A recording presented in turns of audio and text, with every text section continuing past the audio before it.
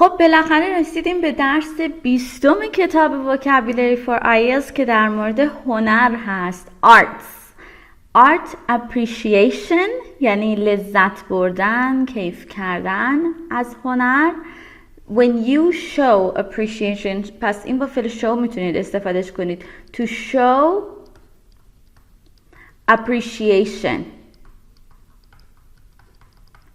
To show appreciation for something یعنی از چیزی لذت بردن، قدرش رو دونستن، تشکر کردن. حالا تشکر کردن نه مستقیما بری بگی که آره ممنون، ولی توی همون بحث تشکر کردن شما داری میگی من لذت بردم، دست درد نکنه، عالی بود. So you show appreciation. نشون میدی که قدرش رو میدونی، نشون میدی که قدر زحمتی که اون هنرمند کشیده رو میدونی. To show appreciation. این قرار نیست فقط appreciation برای arts استفاده بشه، برای کارهای مختلف دیگه، مثلا توی بیزنس باشه، توی مدرسه باشه، دانشگاه باشه و غیره. هر کسی که یک خدمتی، یک کاری برای شما انجام بده و خیلی خوشتون بیاد، میخواین قدردانی بکنید، you would show your appreciation in different ways.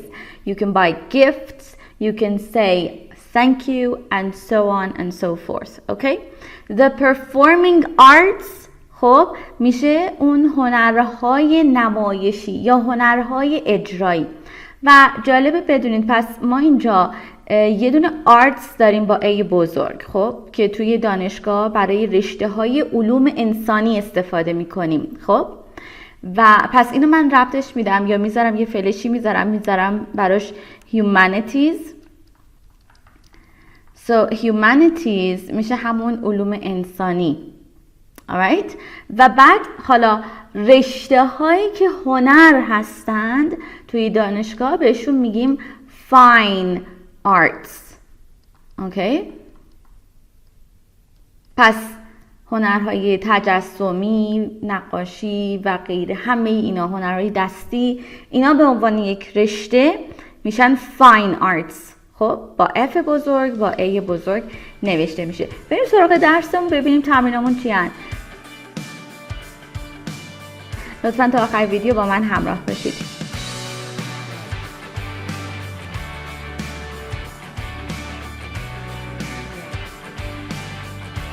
خب قسمت اول تمرین 1/1 which art forms.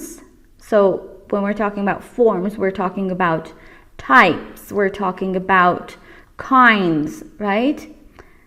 Are shown in these pictures. چه جور هنرهایی اینجا نشون داده شدن؟ What do we call the people who do these things؟ کسایی که این کارا رو میکنن اسمشون چی میشه؟ مثلا برای شماره 2 we might have a dancer, right? We might have a dancer. Or for number 5 we might have a singer. خب یا مثلا شماره 6 همینجوری که میبینید چیه؟ ارکستر، درسته؟ گروه ارکستر. So we would say orchestra با CH نوشته میشه، توجه داشته باشید. خب این مکانی که هست میبینید یعنی یه کوچولو از صحنه میره پایین تر. خب وقتی که در واقع بری توی همون مکانی که یا حالا من بگم مثل حالت آمفی‌تئاتر احتمالاً داره یا اون در صورت سالونی که داره توش برگزار میشه، بعضی وقتا این جایی که ارکسترا وای میسته یک تو رفتگی داره. خب به اون مکانی که در واقع اینا وای میستن میگن ارکسترا پیت. خب این بس شد در مورد مکانش. این آقایی که اینجاست وایستاده میشه ارکسترا کانداکتور. خب پس دقت بکنید ارکسترا کانداکتور. من این فلش رو فعلا پاک میکنم چون متوجه شدید که برای این آقا هست اسمش میشه ارکسترا کانداکتور. و قاعدتا اینجا ما گروپ داریم دیگه، ارکسترا گروپ. حالا ارکسترا بند هم گفته میشه، پس اینجا ارکسترا بند همون ارکسترا گروپ هست ولی خب مصطلحش اینه که شما بیاید از بند استفاده بکنید، چون تو موسیقی بند داریم دیگه. خب و نکته بعد یه دونه ویدیو تنظیم کردم که لغت‌های مختلف یا سینونیم‌های مختلفی که برای کلمه گروه استفاده میشه به زبان انگلیسی توی بافت و در واقع متن‌های مختلف براتون توضیح دادم. لینکشو بالا برات میذارم، حتما ببین، چون توی امتحان IELTS و بقیه امتحانات زبان شما خیلی وقتها میخواید راجع به گروه‌های مختلف مردم صحبت بکنید، ولی باید بدونید که اینا با هم دیگه تفاوت دارن و چجوری اینا رو در جایگاه صحیحشون استفاده بکنید. نکته بعدی این که ضمن اینکه ما به پرفورمنس اینا میگیم یا کل این دسته میگیم ارکسترا، پس این گروه ارکسترا بند به کل این قسمت اگه حتی بند هم نخواین بگین باز ارکسترا هم میتونید استفاده بکنید. اوکی؟ خب حالا بریم سراغ شماره 4. همونطوری که میبینید اینجا ما یک theater داریم. Right? These people put on a show. put on رو میدونید که phrasal verb. خب we have put on clothes، لباس پوشیدن. put on a show یعنی نمایش اجرا کردن. put on a ceremony. اوکی؟ بذارید من اینو پس ببینیم، ما یه دونه با show میاریم، یه دونه با ceremony میاریم و یه دونه هم با clothes میاریم. put on بسته به این که توی چه متنی استفاده میشه بار معنایش فرق میکنه. پس to put on clothes میشه لباس پوشیدن. put on به معنی wear میشه. to put on a show نمایش اجرا کردن. to put on a ceremony یعنی در واقع شروع کردن. to hold داشتن یک در واقع جشن، یک جشنی رو به پا کردن. alright؟ خب پس اینجا ما برای تئاتر داریم to put on a show. This is what we have in a theater. Okay? And these people that we have here, these would be our actors. Okay? حالا اگه جمع باشه actors و اگر خانوم هم باشه داریم چی؟ actress. حالا اگر جمع باشه actresses، یه es آخر میخواد. من اس اکتر رو پاک میکنم که در همون حالت اصلی خودش داشته باشیمش. و اینجا ما اینو چی داریم؟ audience، مخاطبان. right? good. و دیگه اینکه برای اکتر و اکترسز یا اکتر و اکترس کلن میتونیم به این مجموعه کسایی که دارن ارائه نمایش میکنن بهشون بگیم چی؟ performers. Because they perform. What do they do? فعلش میشه چی؟ They perform a show.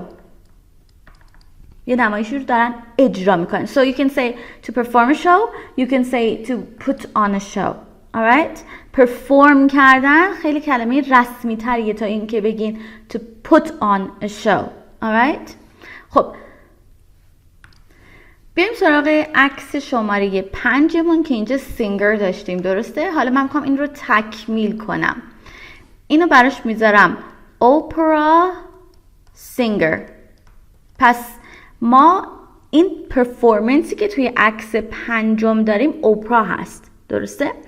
و بعد این اوپرا توی چه مکانی توی چه لوکیشنی برگزار میشه؟ توی theater یا توی اوپرا هاوس.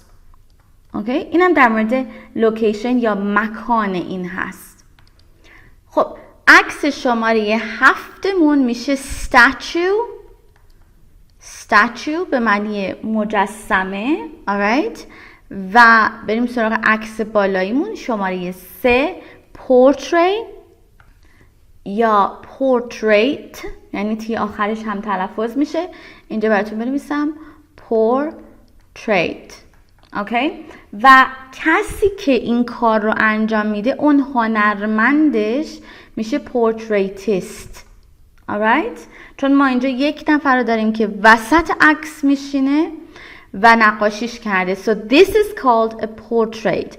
It's not just some sort of drawing. به طور کلی ما نقاشی رو میگیم drawing, right?